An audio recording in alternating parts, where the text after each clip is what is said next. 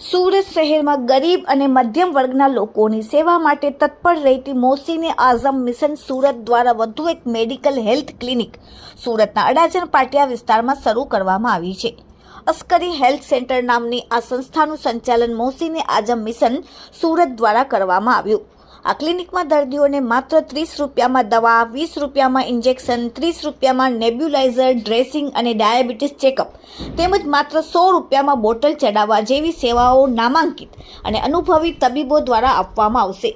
આજરોજ ક્લિનિકનું ઉદ્ઘાટન જનાબ સુફી સૈયદ અયુબ અલી બાવા અને મૌલાના ખેરુલ હસલ સાહેબ અને મિશનના સુરત શહેર પ્રમુખ હાજી અબ્દુલ વહાબ અશરફીના વરદ હસ્તે કરવામાં આવ્યું હતું, જેમણે આ હેલ્થ મેડિકલ સેન્ટર ખોલવામાં મદદ કરનાર તમામ સાથીદારો, કાર્યકર્તાઓ અને સંસ્થાના સંચાલકો મોસીને આઝમ મિશનના તમામ સભ્યોને આટલા સરસ માનવ સેવાના કાર્ય માટે શુભેચ્છાઓ સાથે દુઆઓ આપી।